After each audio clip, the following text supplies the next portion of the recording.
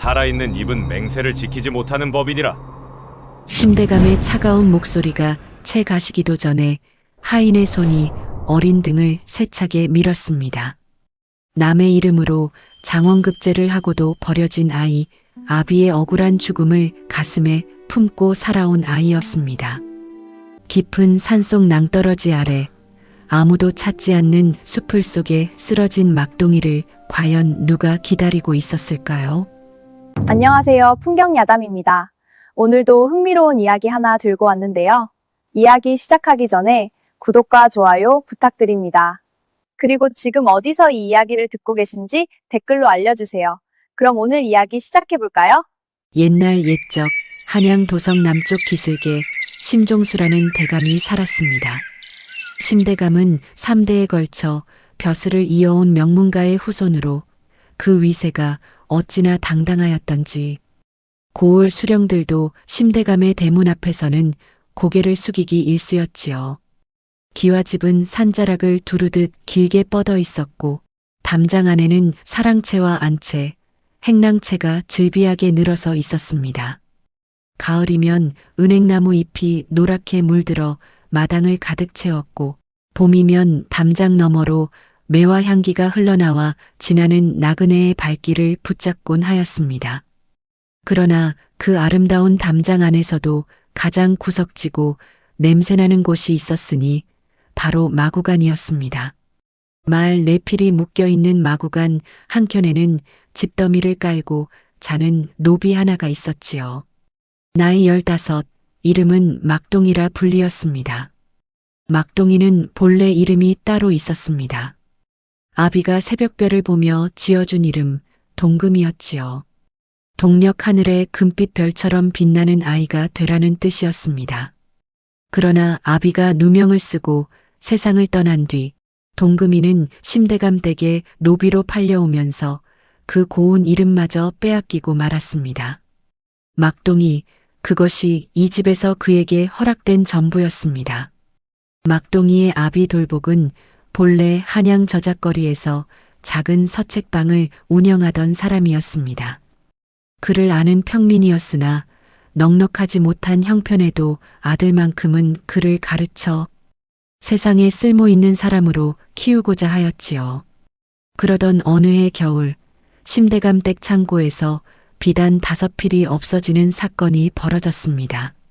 심대감의 마름은 아무런 증거도 없이 돌복을 범인으로 지목하였고 돌복은 억울함을 호소하였으나 아무도 평민의 말에 귀를 기울이지 않았습니다. 매질을 이기지 못한 돌복은 끝내 눈을 감았고 어린 동금이는 빚을 갚는다는 명목으로 심대감 댁 노비 문서에 이름이 올랐습니다. 그렇게 새해가 흘렀습니다.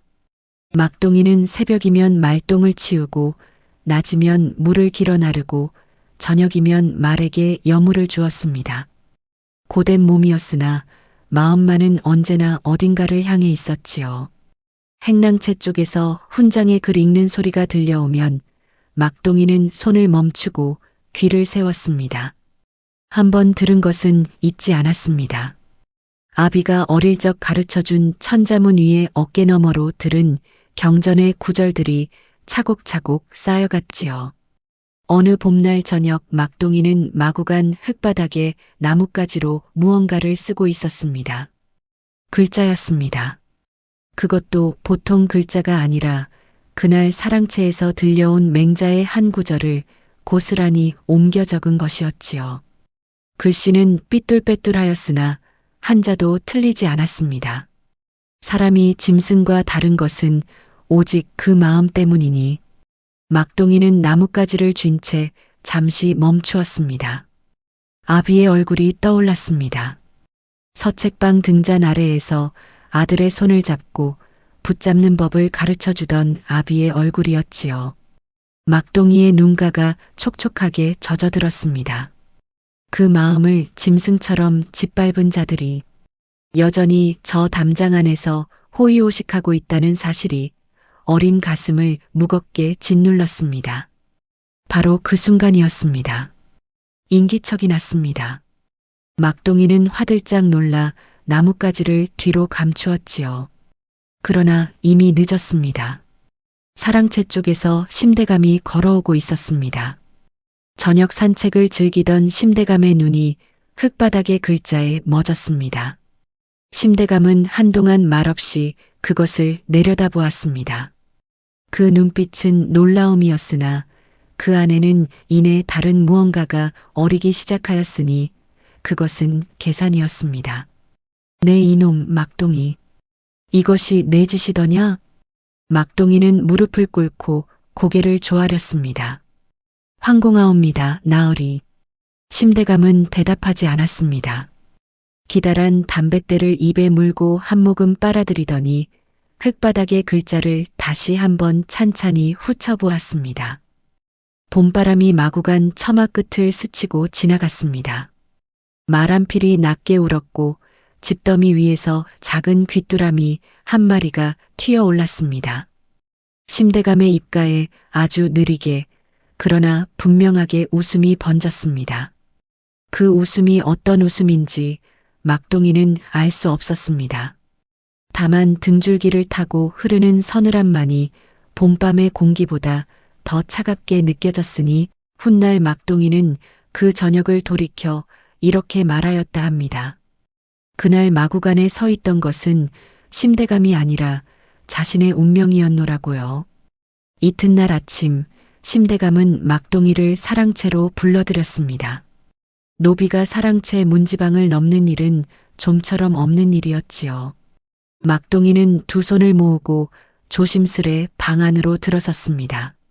아침 햇살이 창호지를 부드럽게 물들이고 있었고 서안 위에는 두툼한 서책들이 가지런히 쌓여 있었습니다. 먹 냄새와 향 냄새가 뒤섞인 그 공간은 막동이가 평생 꿈에서나 그리던 곳이었습니다. 심대감은 호피 방석 위에 앉아 찻잔을 들고 있었습니다. 막동이를 보고도 눈 하나 깜짝하지 않은 채 천천히 차를 한 모금 마셨습니다.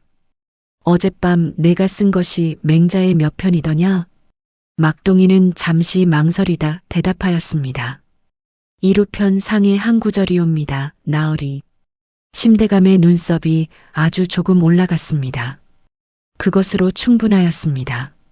심대감은 서안 서랍에서 종이 한 장을 꺼내 막동이 앞에 밀어놓았습니다. 논어의 한 구절이 적혀 있었지요. 막동이는 단숨에 읽어 내려갔습니다. 다 읽고 나자 심대감이 종이를 거두며 물었습니다. 외워보거라. 막동이는 눈을 한번 감았다가 뜨더니 단 한자도 틀리지 않고 처음부터 끝까지 소리내어 읊었습니다. 심대감은 길게 숨을 내쉬었습니다. 담뱃대를 집어들었으나 불은 붙이지 않았습니다. 좋다. 오늘부터 내 일과를 바꾸마. 오전에는 말 여무를 주고 오후에는 이 방에 와서 박훈장의 수업을 들어라. 뜻밖의 말이었습니다. 막동이는 고개를 들어 심대감을 바라보았지요. 그러나 곧 다시 시선을 내리깔았습니다. 이유 없는 은혜란 없다는 것을 마구간 노비 생활 3년이 이미 가르쳐준 터였습니다. 황공하옵니다, 나으리. 그렇게 하여 막동이의 나날이 바뀌었습니다. 박훈장은 원래 한양에서 이름 높던 선비였으나 당쟁에 휘말려 낙향한 뒤 심대감 댁에 머물며 심청구를 가르치고 있었습니다. 학식은 깊었으나 권세에 굽히기 싫어하는 고든 성품의 인물이었지요. 박훈장은 막동이가 처음 글을 읽는 것을 보고 입을 다물지 못하였습니다. 이 아이가 어찌 이리도 빨리 물리가 트이는 것이냐. 하루가 다르게 막동이의 실력은 늘어갔습니다. 박훈장이 가르치는 속도보다 막동이가 익히는 속도가 더 빨랐습니다. 한번 읽은 글은 눈에 박히듯 외워졌고 한번 이해한 논리는 새로운 논리를 스스로 끌어내는 바탕이 되었지요. 박훈장은 수업이 끝난 뒤 막동이가 돌아가면 혼자 앉아 긴 탄식을 내쉬곤 하였습니다. 저 재주가 마구간에 묻혀 있다는 사실이 안타까워서였지요. 반면 심청구는 달랐습니다. 심대감의 외아들인 심청구는 나이 20에 아직 소학도 제대로 떼지 못한 인물이었습니다. 글보다 투전판을 더 좋아하였고 북보다 술잔을 더 자주 들었지요. 심청구는 막동이가 사랑채를 드나들기 시작하자 노골적으로 불쾌한 기색을 드러냈습니다. 아비가 미쳤구나. 마구간 놈을 사랑채에 들이다니. 그러나 심대감은 아들의 불평에 눈 하나 깜짝하지 않았습니다. 오히려 막동이의 수업을 더욱 독려하였지요. 그 이유가 무엇인지 막동이는 아직 알지 못하였습니다. 그러던 어느 가을 저녁이었습니다. 낙엽이 마당을 뒹구는 소리가 유독 크게 들리던 날이었지요. 심대감은 박훈장을 내보내고 막동이만을 사랑채에 남겼습니다. 촛불을 하나 켜고 문을 닫은 뒤 심대감은 처음으로 막동이와 마주 앉았습니다. 막동아, 내게 한 가지 물어보마. 내 아비의 억울함을 풀어주고 싶으냐? 가슴이 철렁 내려앉는 말이었습니다. 막동이의 두 손이 무릎 위에서 살며시 쥐어졌습니다. 나으리, 그것이 무슨 말씀이시옵니까? 심대감은 천천히 말을 이었습니다. 내 아비가 억울하게 죽었다는 것을 자신이 알고 있다. 진짜 도둑은 따로 있었으나 당시 자신이 힘이 없어 막지 못하였다. 이제라도 바로잡고 싶다는 내용이었습니다. 말은 그럴듯하였으나 촛불 너머 심대감의 눈에는 따뜻함이라고는 한 점도 없었습니다. 그 대신 내가 내 부탁을 하나 들어주어야 하느니라. 부탁이라는 말에 막동이는 온몸이 굳어드는 것을 느꼈습니다. 심대감은 잠시 뜸을 들인 뒤 낮은 목소리로 말을 이었습니다. 내년 봄 과거 시험에 심청구 대신 들어가 답안을 작성하라는 것이었습니다. 장원급제만 하면 내 아비의 누명을 공식으로 벗겨주고 면천의 교지를 내려 노비 신분에서 풀어주겠노라고 하였지요. 막동이는 대답하지 않았습니다. 방 안에 긴 침묵이 흘렀습니다. 촛불이 흔들렸습니다. 막동이는 눈을 감고 아비의 얼굴을 떠올렸습니다. 매질을 당하면서도 억울하다고 외치던 그 목소리, 차갑게 식어가던 그 손의 온기가 아직도 손바닥에 남아있는 것만 같았습니다. 나으리, 한 가지 여쭈어도 되겠사옵니까? 말해보거라. 아비의 누명을 벗겨주신다는 약속 반드시 지켜주시겠사옵니까? 심대감은 조금도 망설이지 않고 대답하였습니다. 내 이심종수의 이름을 걸고 약속하마. 심대감의 목소리는 한없이 부드러웠습니다. 그러나 그 부드러움이야말로 가장 날카로운 날을 감추고 있다는 것을 그 순간에 막동이는 알지 못하였습니다. 독사는 언제나 가장 조용할 때 혀를 날름거리는 법이니까요. 겨울이 지나고 봄이 왔습니다. 매화가 담장 너머로 흰 꽃잎을 흩날리던 어느 아침, 막동이는 새벽같이 눈을 떴습니다. 오늘이 바로 그날이었습니다. 한양 과거장이 열리는 날이었지요. 심대감은 전날 밤 막동이를 불러 각과 도포 한 벌을 내밀었습니다. 심청구의 것이었습니다. 갓은 검고 반들반들하였으며 도포는 옥색 비단으로 지어진 것이었지요. 막동이는 생전 처음으로 양반의 옷을 몸에 걸쳤습니다. 거울 속에 낯선 사람이 서 있었습니다.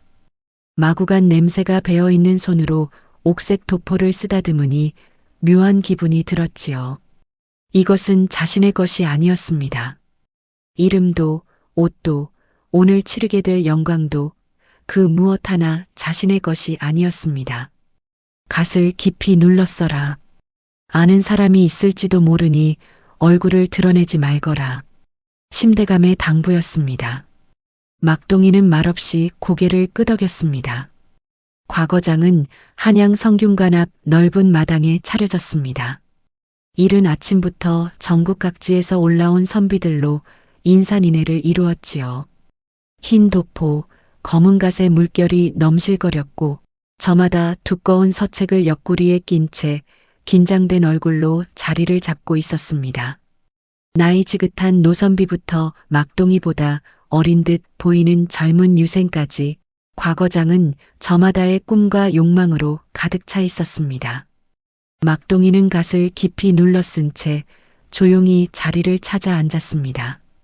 옆자리 선비가 붓을 꺼내며 가볍게 목례를 하였습니다. 막동이도 고개를 숙였습니다. 가슴이 두근거렸습니다.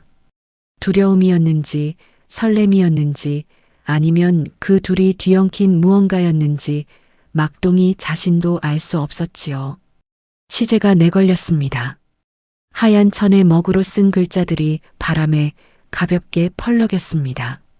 막동이는 눈을 가늘게 뜨고 시제를 읽었습니다. 백성을 다스리는 도리에 관한 논제였습니다. 막동이의 손이 저절로 벼루 위로 향하였습니다. 먹을 천천히 갈았습니다. 먹 냄새가 코끝에 차오르자 이상하게도 마음이 가라앉았습니다. 붓을 들었습니다. 그 순간 아비의 목소리가 들려오는 것 같았습니다. 등잔불 아래에서 아들의 손을 잡고 나지막이 읊어주던 그 목소리였지요. 글이란 마음을 담는 그릇이니 마음이 바르면 글도 바르고 마음이 흐리면 글도 흐리다 하였습니다. 막동이는 눈을 한번 질끈 감았다가 떴습니다. 그리고 썼습니다. 붓끝이 종이 위를 달렸습니다. 멈추지 않았습니다. 논제의 핵심을 꿰뚫는 첫 문장이 나왔고 그 뒤를 이어 역대 성현의 가르침을 엮은 논거가 물 흐르듯 이어졌습니다. 백성의 어려움을 헤아려야 한다는 대목에서는 아비를 억울하게 잃은 자신의 처지가 자연스럽게 녹아들었지요. 글은 이론이 아니라 삶에서 나온 것이었습니다. 그래서 더욱 깊었습니다. 주변 선비들이 하나둘 붓을 내려놓고 막동이의 붓소리에 귀를 기울이기 시작하였습니다.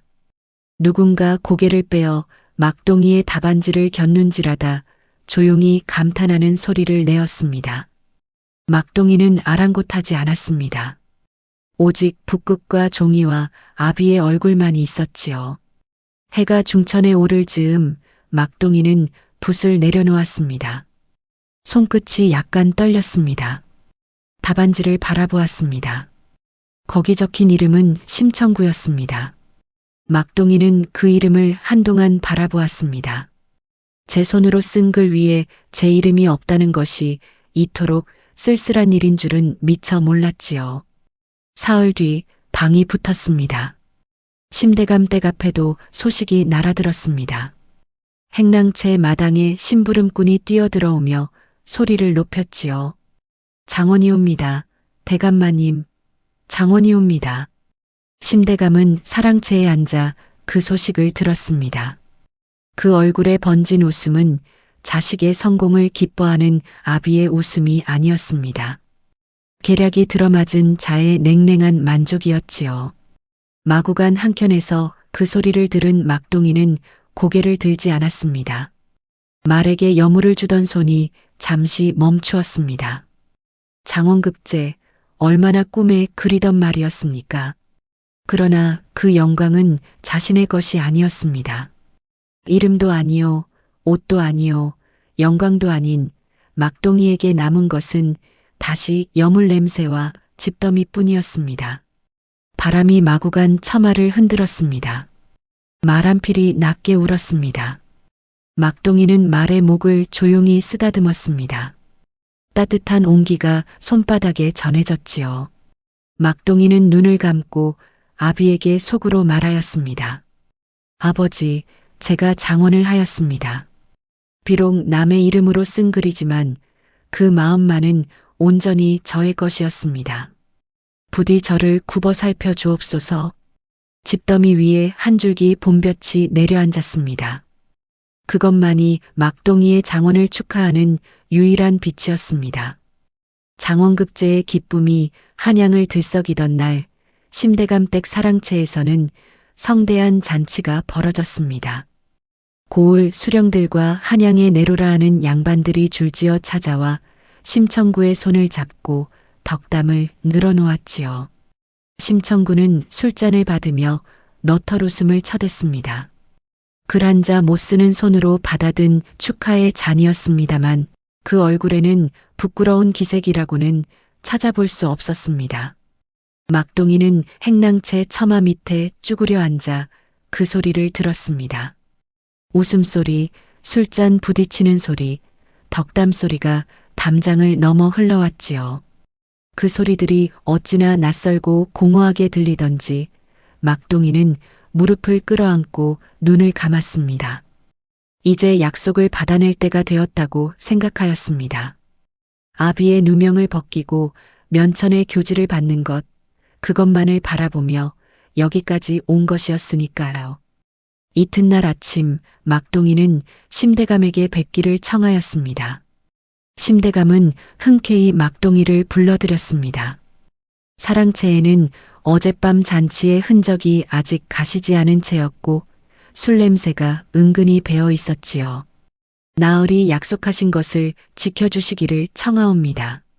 막동이는 무릎을 꿇고 두 손을 모아 말하였습니다.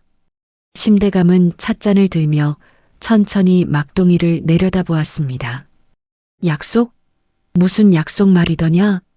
막동이의 가슴이 서늘하게 내려앉았습니다.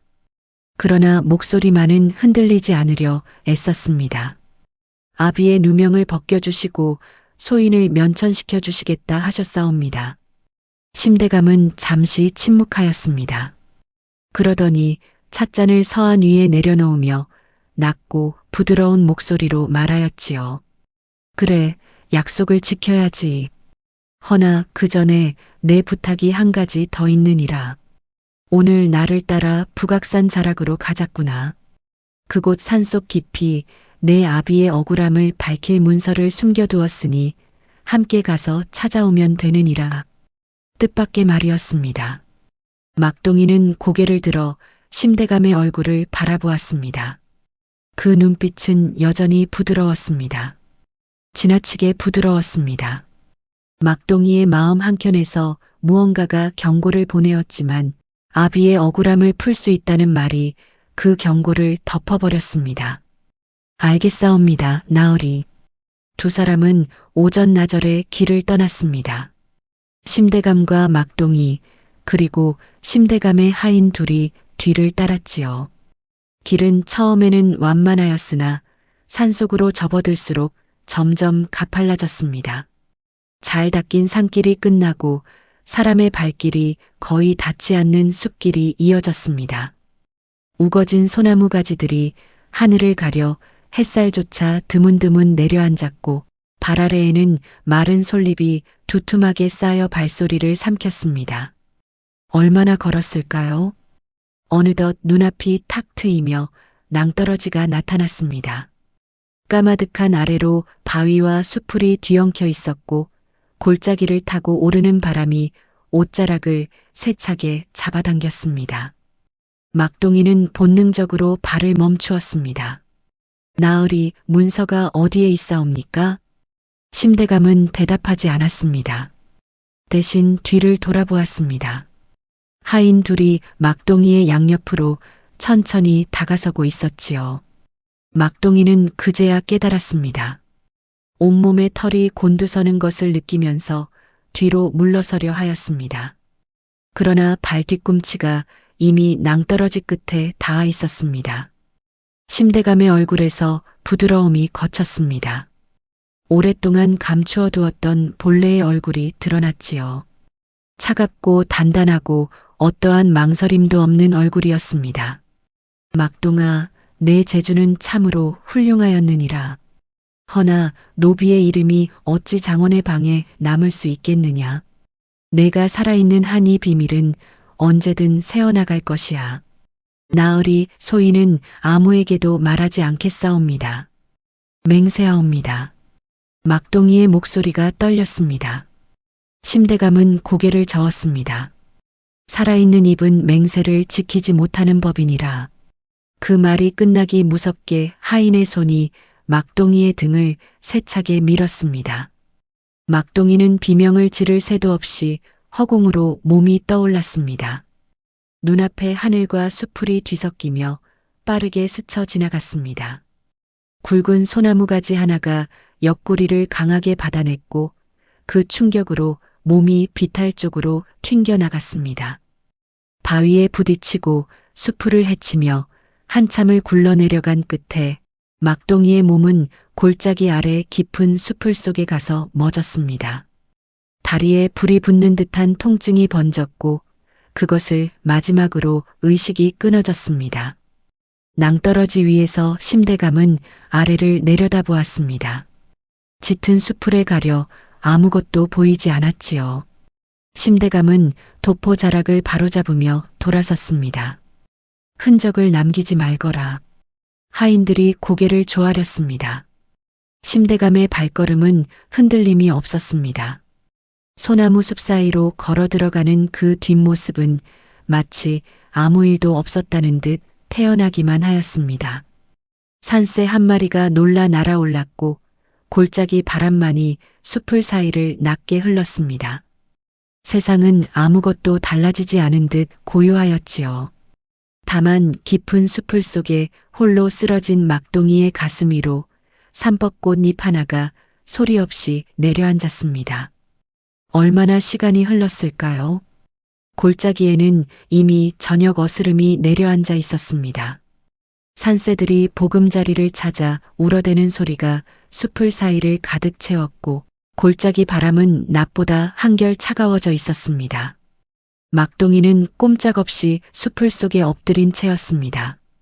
숨은 가늘게 붙어 있었으나 의식은 여전히 돌아오지 않았지요. 그때였습니다. 수풀을 헤치는 발소리가 들려왔습니다.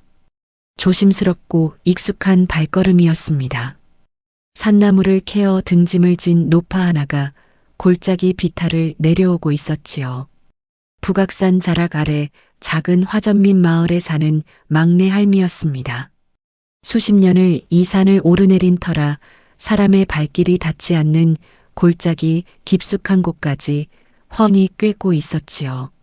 막내 할미는 숲을 사이에 널브러진 형체를 발견하고 걸음을 멈추었습니다. 처음에는 짐승인가 하였습니다. 그러나 가까이 다가가 보니 사람이었습니다. 그것도 아직 어린 사내아이였지요.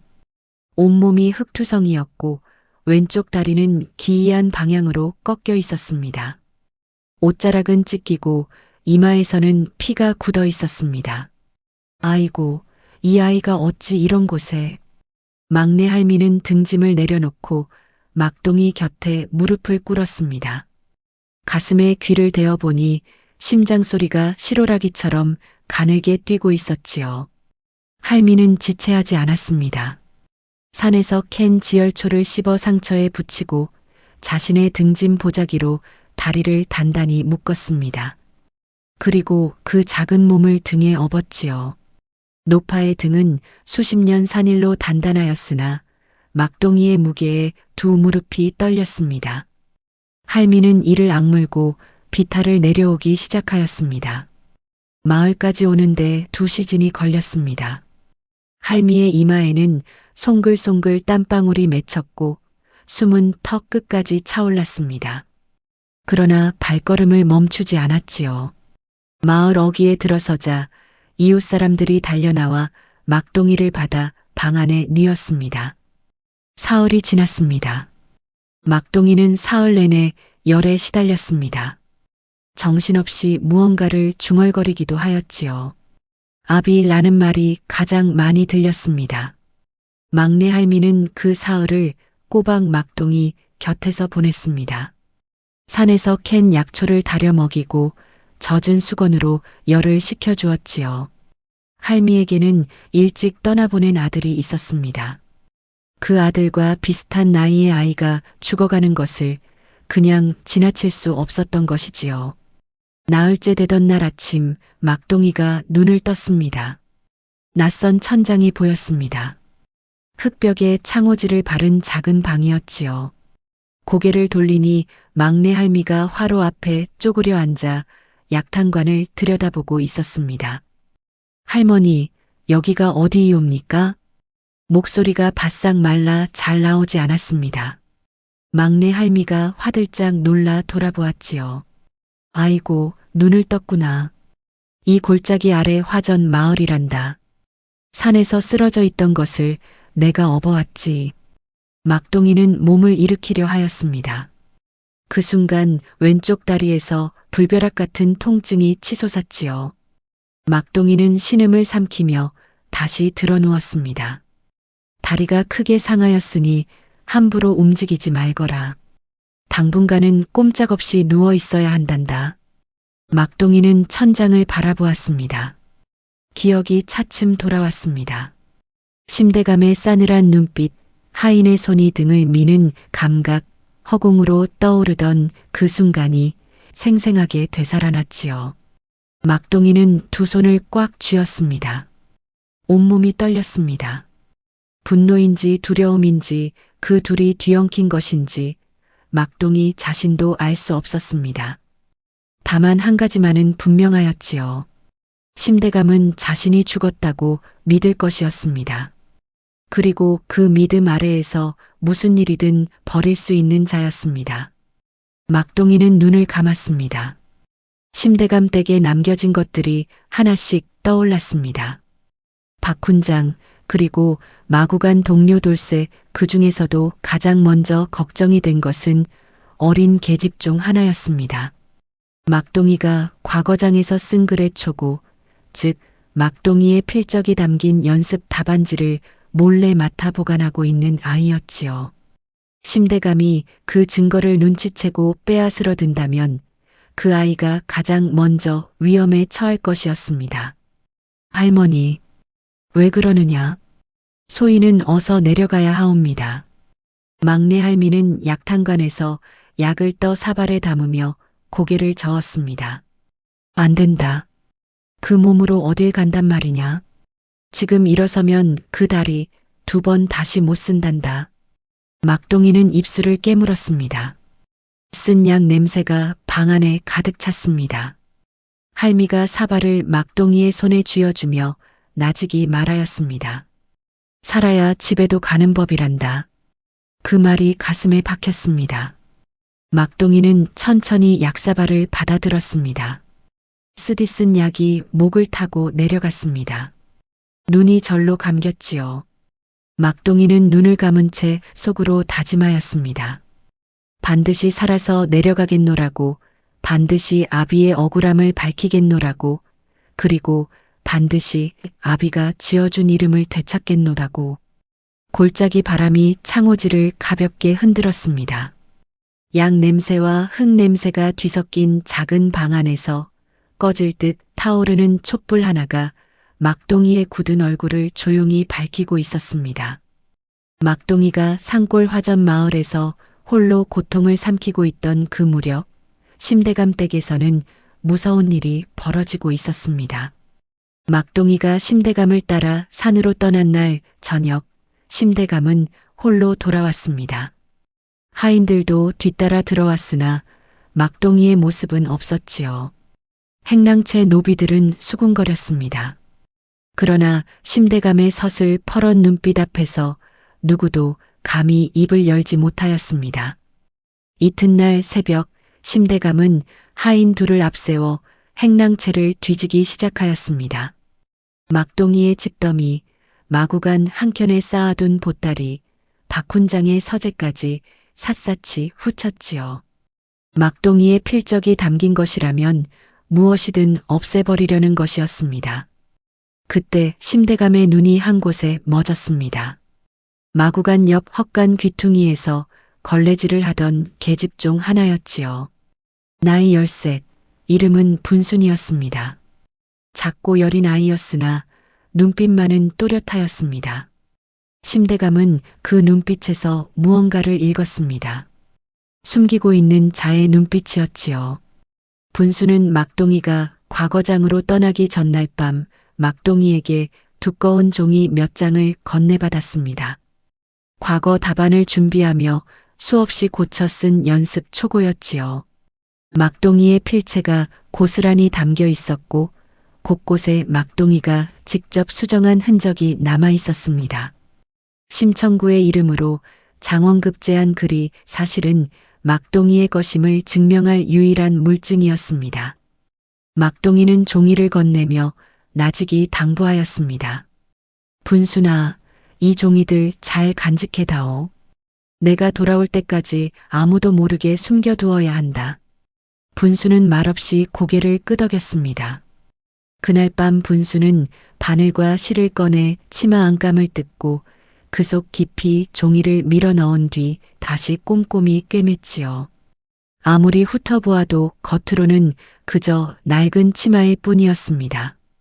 이리 오너라. 심대감이 차갑게 명하였습니다. 분수는 걸레를 내려놓고 무릎을 꿇었습니다. 심대감은 분수네 앞에 쪼그려 앉아 눈을 맞추었습니다. 내 집더미 속에 무언가 숨겨두었지?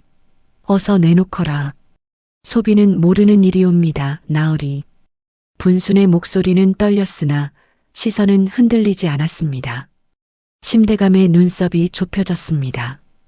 그는 천천히 일어서며 하인에게 눈짓하였지요.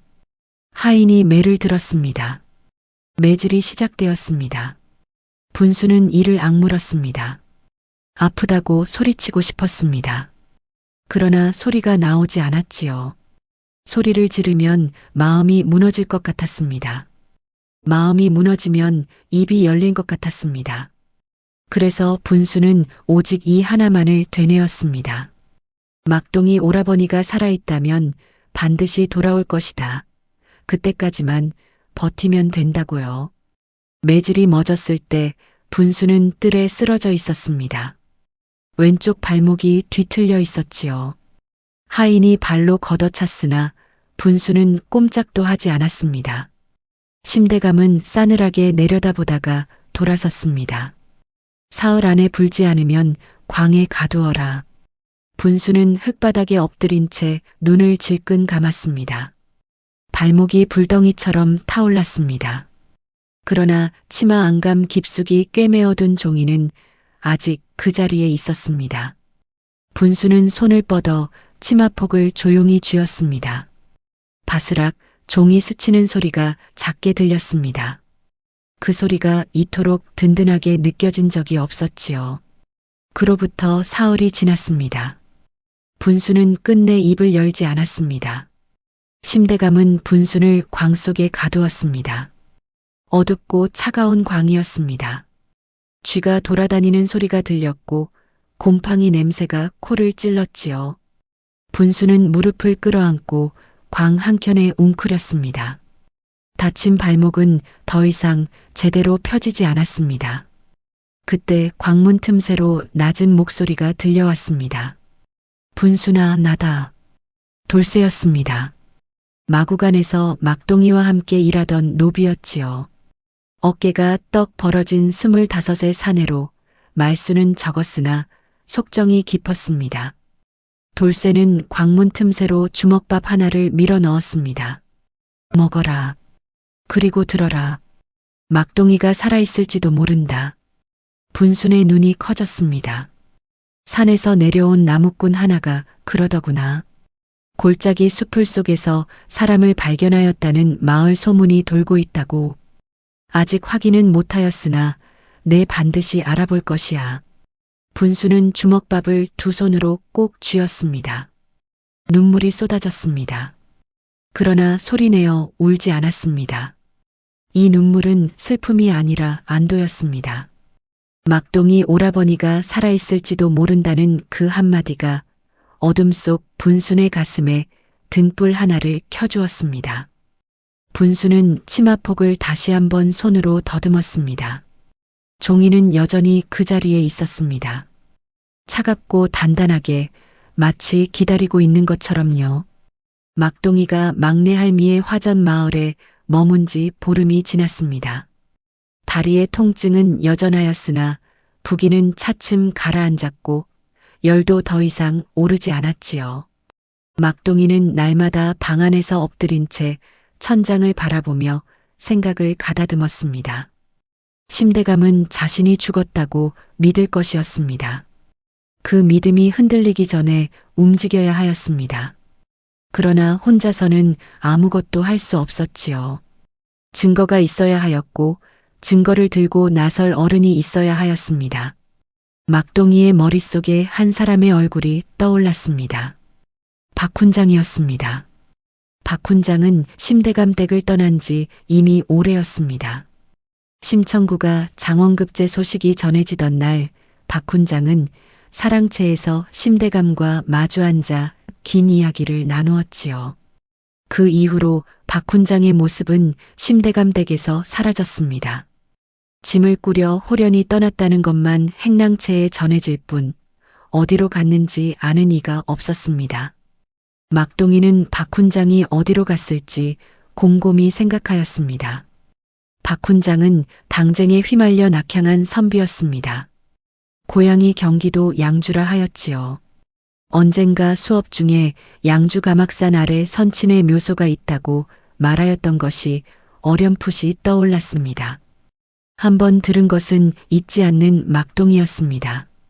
그 말 한마디가 지금 이 순간 한 줄기 실마리가 되어 주었지요. 보름이 더 지났습니다.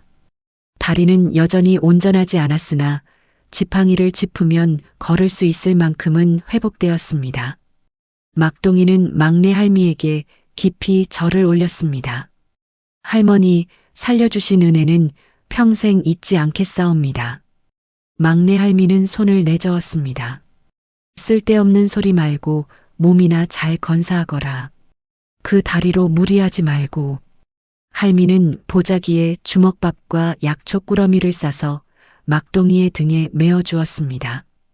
막동이는 지팡이를 짚고 산길을 내려오기 시작하였습니다. 한 걸음 한 걸음이 고통스러웠습니다. 다리가 욱신거릴 때마다 이를 악물었지요. 그러나 발걸음을 멈추지 않았습니다. 한양을 피해 북쪽 길로 돌아 양주로 향하는 길은 멀고 험하였습니다. 사흘을 걸었습니다. 낮에는 인적 드문 산길로 다니고 밤에는 주막처마 밑이나 산사처마 아래에서 몸을 웅크렸습니다. 심대감의 하인들이 혹여 자신을 찾아다닐지도 모른다는 생각에 사람이 많은 곳에서는 갓을 깊이 눌러쓰고 고개를 숙였지요.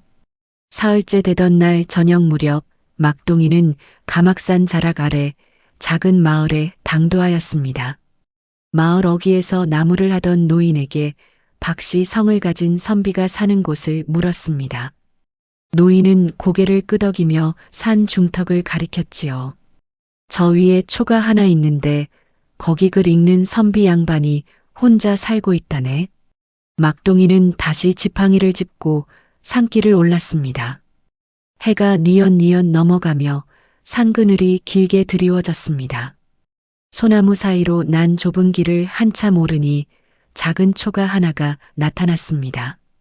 살인문이 반쯤 열려 있었고 안에서 글 읽는 소리가 흘러나오고 있었지요. 막동이는 살인문 앞에 서서 목소리를 높였습니다. 훈장님 접니다. 막동이옵니다. 글 읽는 소리가 뚝 그쳤습니다. 잠시 후 살인문이 열리며 박훈장이 나타났습니다. 한눈에 보아도 부쩍 수척해진 얼굴이었습니다.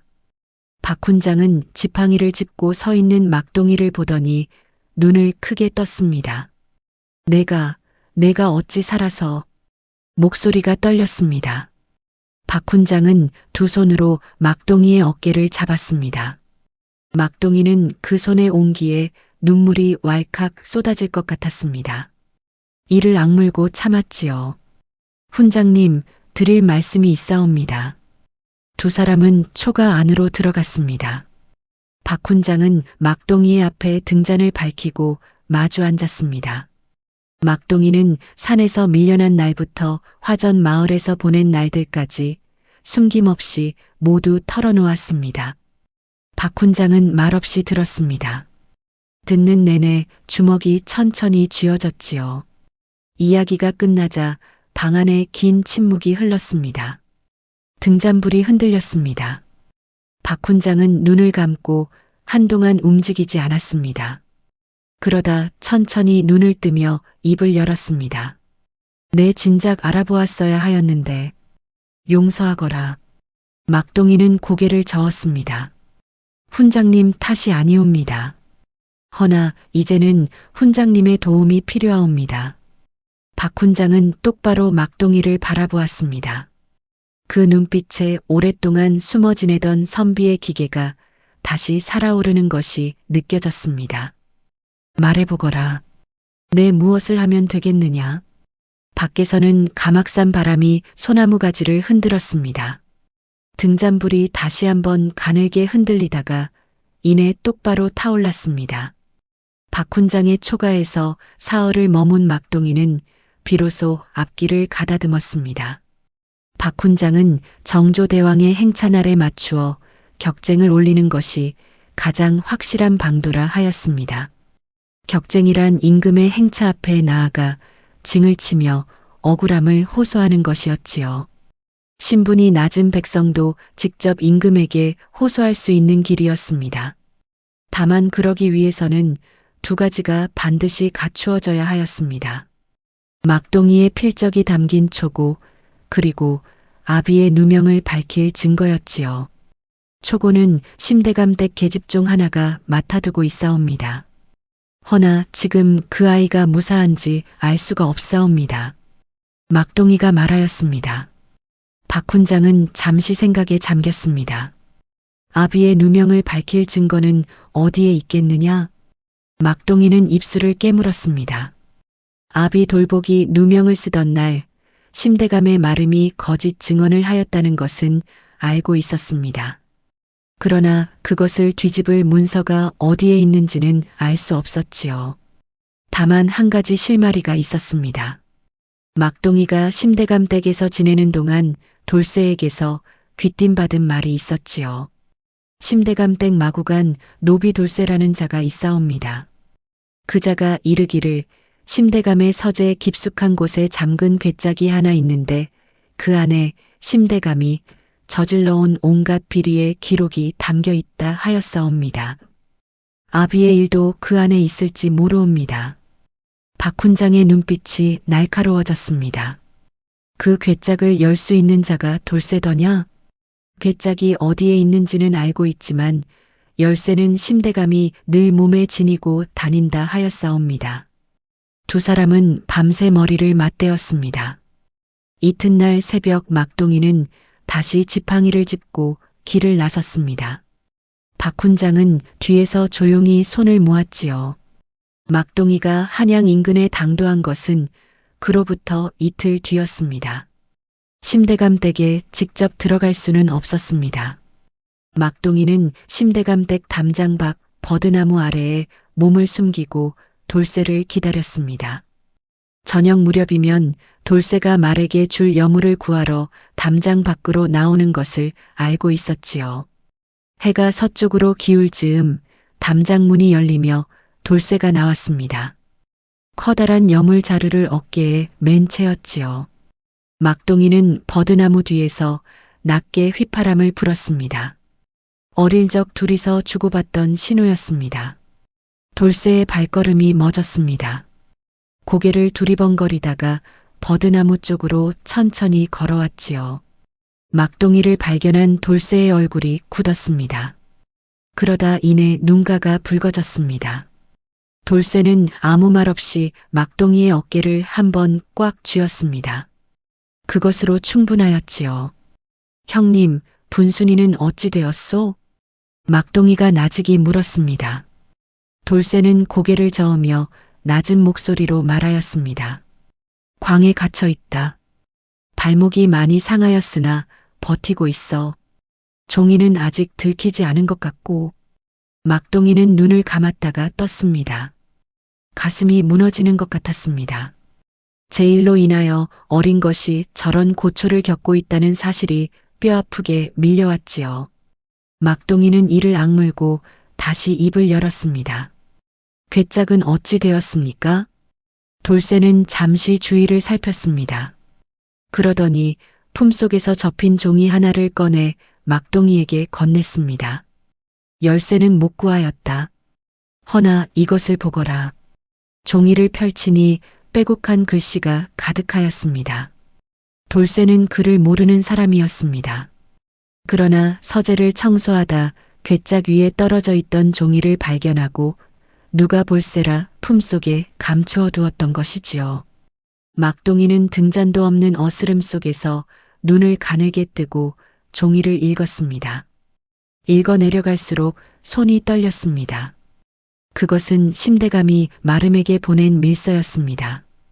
돌복, 즉 막동이의 아비를 도둑으로 몰아 처리하라는 내용이 또렷하게 적혀 있었지요. 비단을 훔친 것은 심대감의 먼 친척벌 되는 자였으나 그 죄를 덮기 위해 아무 힘도 없는 돌복에게 누명을 씌운 것이었습니다.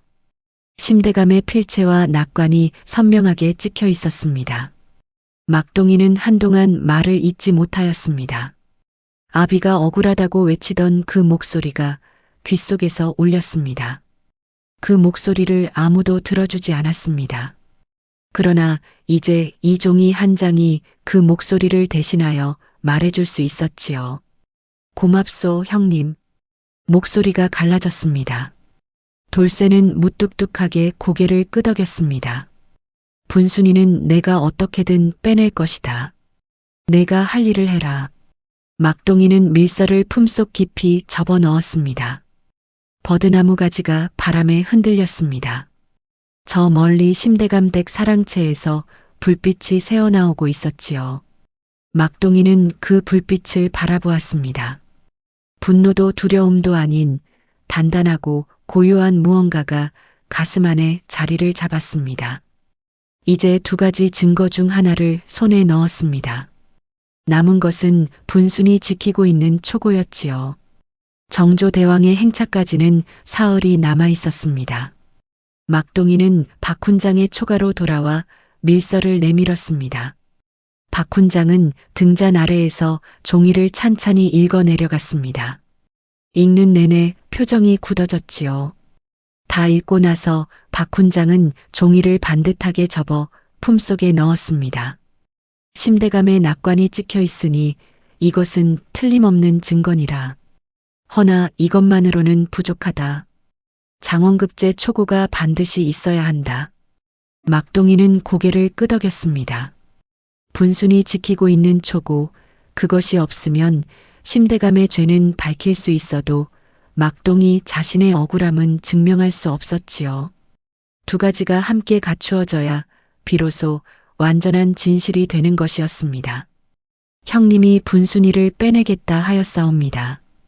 돌쇠가 혼자 움직이다 들키면 모든 것이 어긋난다. 행차날 아침에 맞추어 움직여야 하느니라. 그래야 심대감이 손쓸 틈이 없다. 박훈장의 말은 옳았습니다. 너무 일찍 움직이면 심대감이 눈치채고 분순과 초고를 없애버릴 것이었지요. 행차날 아침 딱 그 순간에 모든 것이 한꺼번에 맞아떨어져야 하였습니다. 사흘이 흘렀습니다. 정조대왕의 행차가 있는 날 새벽 한양 도성안은 이른 시각부터 술렁였습니다. 어가 행렬이 지나는 길목마다 백성들이 늘어서기 시작하였고 포졸들이 길 양쪽을 정리하며 분주히 오갔지요. 아침 안개가 도성안을 낮게 감싸고 있었습니다. 막동이는 행렬이 지나는 길목 어귀에 몸을 숨기고 있었습니다.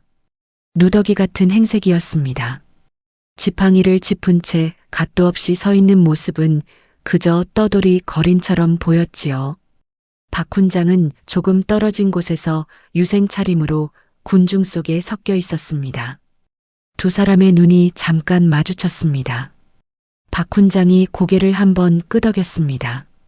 막동이는 품속을 더듬었습니다. 밀서가 손에 잡혔지요. 그러나 초고는 아직 없었습니다. 돌쇠가 분순을 데려오기로 하였으나 아직 모습이 보이지 않았습니다. 막동이는 애꿎은 지팡이 손잡이만 쥐었다 놓았다 하였습니다. 멀리서 북소리가 들려왔습니다. 어가 행렬이 가까워지고 있었지요. 의장대의 깃발이 안개 속에서 모습을 드러냈습니다.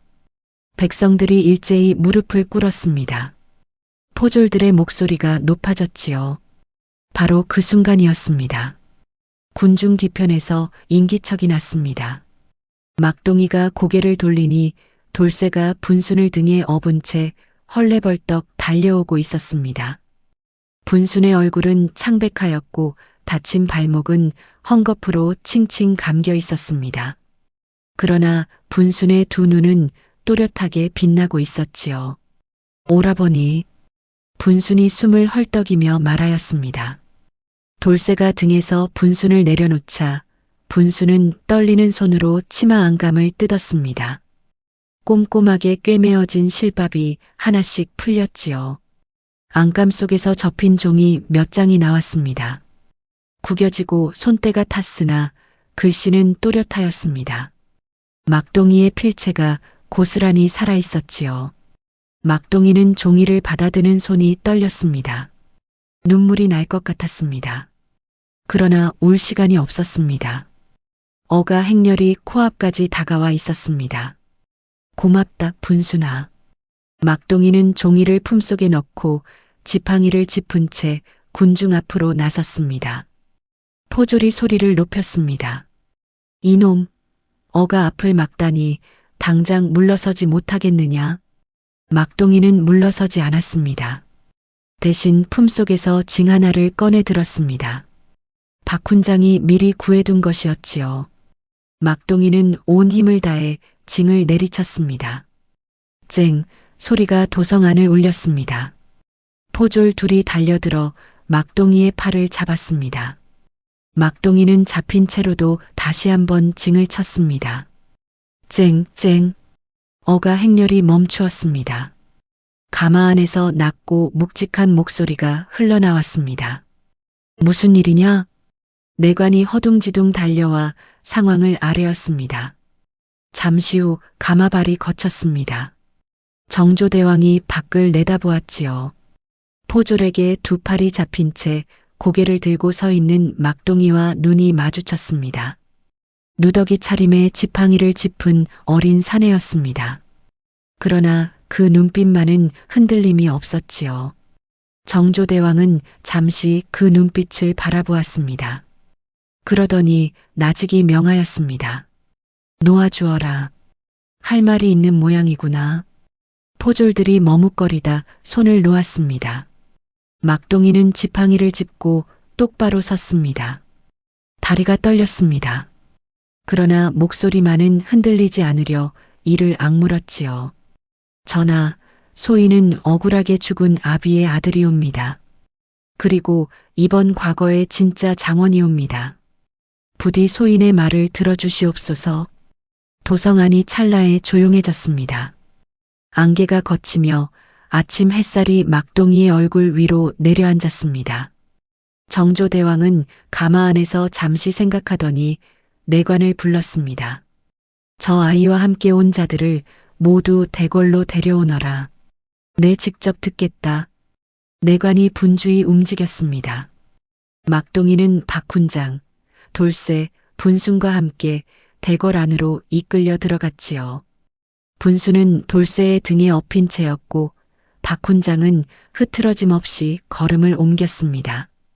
막동이는 지팡이를 짚으며 대궐 문을 넘었습니다. 살면서 한 번도 발을 들여본 적 없는 곳이었지요. 높은 기와지붕이 하늘을 가르고 있었고 넓은 마당에는 아침 햇살이 가득 내려앉아 있었습니다. 소식은 빠르게 퍼졌습니다. 내관이 심대감 댁으로 달려가 심종수와 심청구를 편전으로 불러들였지요. 영문을 모른 채 불려온 심대감은 편전 앞 마당에서 막동이와 마주쳤습니다. 심대감의 얼굴이 흙빛으로 변하였습니다. 죽었다고 믿었던 자가 살아서 대궐 안에 서 있었으니까요. 심청구는 아비 뒤에 바짝 붙어서서 사시나무 떨듯 몸을 떨었습니다. 막동이는 두 사람을 바라보았습니다. 분노가 치밀었으나 이를 악물고 시선을 거두었지요. 지금은 때가 아니었습니다. 편전 안에 정조대왕이 자리를 잡았습니다. 좌우의 대신들이 늘어섰지요. 막동이는 무릎을 꿇고 앉아 차근차근 아뢰기 시작하였습니다. 아비 돌복이 누명을 쓰고 죽은 일 심대감의 계략으로 심청구 대신 과거를 치른 1. 장원급제 뒤 산속으로 유인되어 낭떠러지에서 밀려난 일까지 하나도 숨김없이 털어놓았습니다. 목소리가 간간히 떨렸으나 끝까지 흔들리지 않았지요. 편전 안이 물을 끼얹은 듯 조용하였습니다. 대신들은 입을 다문 채 막동이의 말을 들었습니다. 정조대왕은 말없이 듣다가 천천히 입을 열었습니다. 장원급제자 심청구는 앞으로 나오너라. 지금 이 자리에서 글을 써보이거라. 심청구의 얼굴이 새하얗게 질렸습니다. 내관이 붓과 벼루를 가져다 놓았지요. 심청구는 붓을 집어들었으나 손이 멈추었습니다. 벼루 앞에 앉아 있었으나 붓끝이 종이 위에서 허공을 맴돌기만 하였지요. 대신들이 수군거렸습니다. 심청구의 이마에서 땀이 흘러내렸습니다. 결국 붓을 든 채로 고개를 떨구었습니다. 한 글자도 쓰지 못하였지요. 정조대왕의 눈빛이 싸늘하게 가라앉았습니다. 이번에는 저 아이가 써보거라. 막동이는 자리에서 일어나 붓을 집어들었습니다. 다리가 아팠습니다. 그러나 손은 조금도 떨리지 않았지요. 막동이는 벼루에 붓을 적시고 종이 위에 글을 써내려갔습니다. 장원 답안의 논지를 처음부터 끝까지 막힘없이 풀어 썼습니다. 붓끝이 종이 위를 달리는 소리만이 조용한 편전 안에 가득 찼지요. 대신들이 하나둘 앞으로 몸을 기울였습니다. 누군가 낮게 감탄하는 소리를 내었습니다. 막동이가 붓을 내려놓았습니다. 정조대왕은 종이를 들어 천천히 읽었습니다. 읽는 내내 미간이 조금씩 펴졌지요. 다 읽고 나서 정조대왕은 종이를 서안 위에 내려놓으며 말하였습니다. 과연 장원의 글이로구나. 그때 박훈장이 앞으로 나아가 두 가지를 올렸습니다. 분순이 치마 안감 속에 숨겨온 초고와 돌쇠가 목숨 걸고 빼돌린 밀서였지요. 정조대왕은 초고와 막동이의 필체를 나란히 놓고 대조하였습니다. 그리고 밀서에 찍힌 낙관을 확인하였지요. 편전 안의 대신들이 술렁였습니다. 심대감은 그 순간까지도 버텼습니다. 무릎을 꿇은 채 목소리를 높였지요. 전하, 저 노비놈이 소신의 집 물건을 훔쳐 달아난 도둑이옵니다. 잊지도 않은 말로 충신을 모함하는 것이옵니다. 정조대왕은 심대감을 바라보았습니다. 그 눈빛 앞에서 심대감의 목소리가 점점 작아졌습니다. 낙관이 찍힌 밀서가 거짓이더냐? 글 한자 쓰지 못하는 아들이 장원을 하였다는 것이 거짓이 아니더냐? 심대감은 대답하지 못하였습니다. 고개가 점점 아래로 꺾였지요. 정조대왕은 자리에서 천천히 일어섰습니다. 심종수는 무고한 사람에게 누명을 씌워 죽게 하고 노비의 재주를 훔쳐 나라의 과거를 더럽혔으며 비밀을 감추려 어린 목숨을 해치려 하였다. 이 세 가지 죄는 결코 가볍지 않으니라. 정조대왕의 목소리는 높지 않았습니다. 그러나 편전 안의 모든 이들이 숨을 죽였지요. 심종수의 관직을 삭탈하고 전 재산을 몰수하여 변방으로 유배를 보내어라. 심청구는 과거 부정의 죄로 엄히 다스리되 그 어미를 생각하여 유배에 그치도록 하라. 심대감은 그 자리에 고꾸라지듯 엎드렸습니다. 심청구는 오열하며 바닥에 이마를 찧었지요. 그러나 아무도 그들을 돌아보지 않았습니다. 정조대왕의 시선이 막동이에게 향하였습니다. 내 이름이 무엇이냐? 막동이는 무릎을 꿇고 고개를 들었습니다. 눈물이 차올랐지만 흘리지 않으려 눈을 크게 떴지요. 그러다 이내 눈물이 볼을 타고 흘러내렸습니다. 참을 수가 없었습니다. 이 순간을 위해 산속 낭떠러지에서도 살아남았고 다친 다리를 이끌고 먼 길을 걸어왔으며 두려움을 삼키고 어가 앞에 나섰던 것이었으니까요. 소인의 이름은 동금이옵니다. 아비가 지어준 이름이옵니다. 편전 안이 다시 조용해졌습니다. 정조대왕은 잠시 그 이름을 되새기듯 입술을 움직이더니 말하였습니다. 동금에게 면천의 교지를 내리고 성균관 유생으로 받아들이도록 하라. 제주는 신분을 가리지 않으니 나라가 마땅히 쓸 곳을 찾아주어야 하느니라. 동금은 두 손을 모아 이마를 바닥에 댔습니다.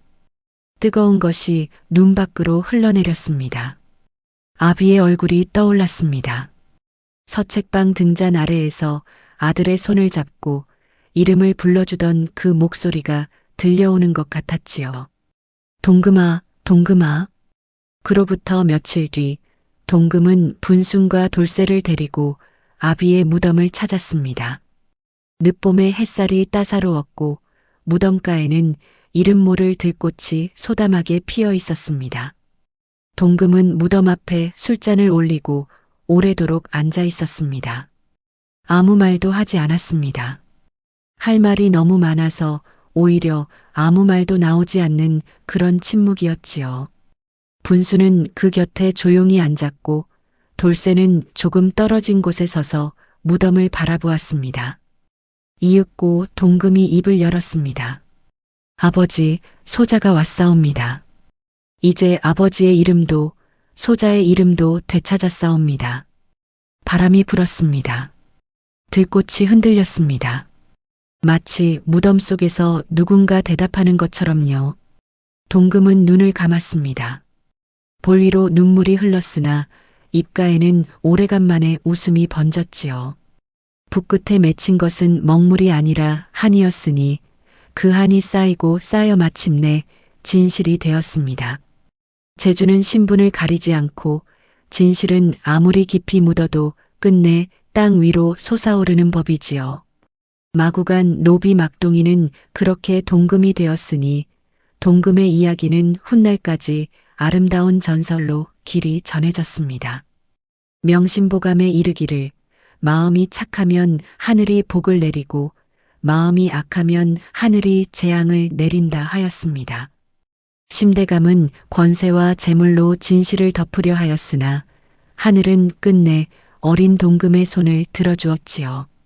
또한 맹자께서는 하늘이 장차 큰 임무를 어떤 사람에게 맡기려 할 때에는 반드시 먼저 그 마음을 괴롭히고 그 몸을 고달프게 한다 하셨습니다. 마구간에서 짐승만도 못한 대우를 받으며 살았던 동금이었으나 그 고난이 오히려 동금을 단단하게 벼려냈습니다. 제주는 신분을 가리지 않고 진실은 아무리 깊이 묻어도 반드시 세상 밖으로 나오는 법이지요. 동금의 이야기는 오늘을 살아가는 우리에게도 묻고 있습니다. 지금 이 순간 우리 가슴 속에 묻어둔 진실은 무엇이냐고요? 오늘의 이야기 어떠셨나요? 동금이에게 하고 싶은 말씀이 있으시면 여러분의 생각을 댓글로 편하게 나눠주세요.